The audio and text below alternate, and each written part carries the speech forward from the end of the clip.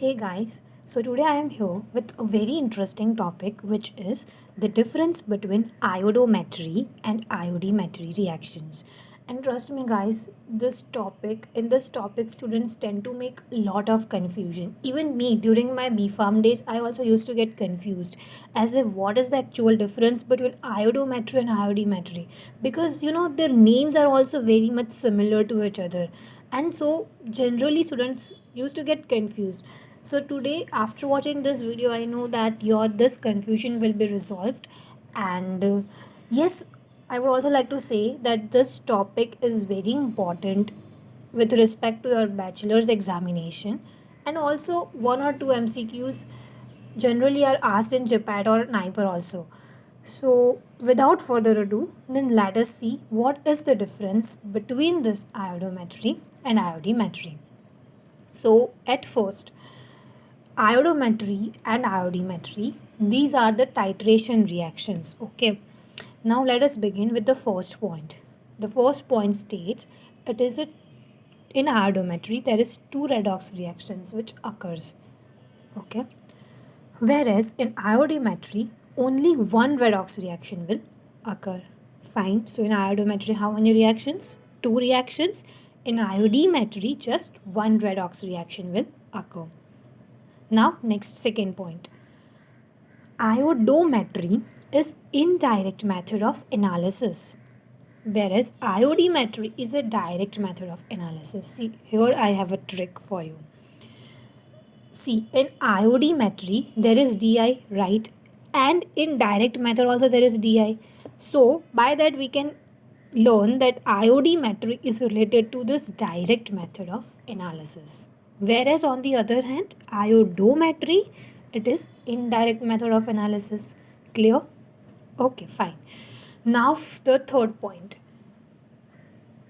Iodine produced as a result of redox reaction is then titrated with a reducing agent.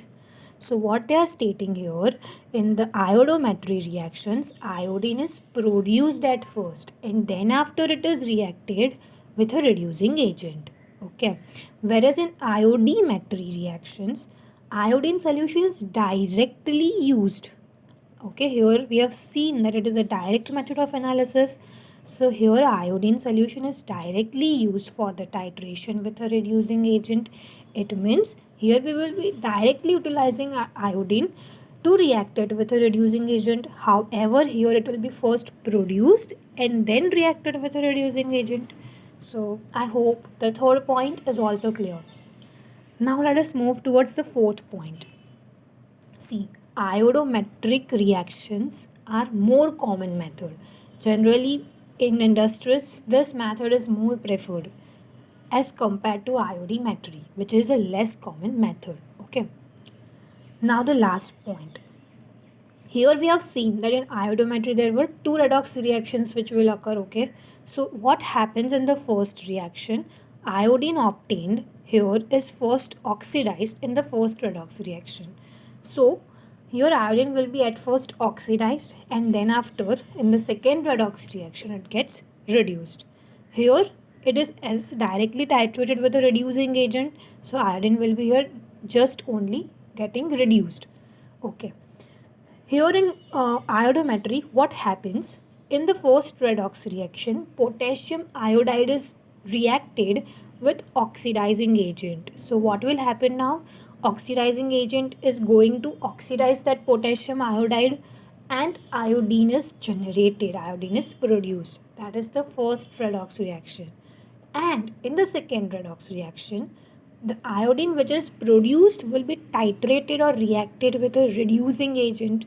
Here the reducing agent is going to reduce it. So here they have stated that it is reduced, right? So iodine gets reduced. When iodine gets reduced, it will be converted into iodide. Okay. And this iodide is going to give us colorless form from blue color when we will check with a starch indicator. And when this blue color is converted to colorless form, at that time we can state that that is the end point of this iodometric reactions. So I hope that this is clear. what is the difference between iodometry and iodimetry reactions. And if you like this video, then please do a thumbs up, and also share this, and do subscribe to my YouTube channel for such more videos. And if you have any doubt with respect to Niger, JPET, or any specific topic for your BFAM, then please do let me know. I'll be happy to help you out. Till then, stay safe and all the best for your exams.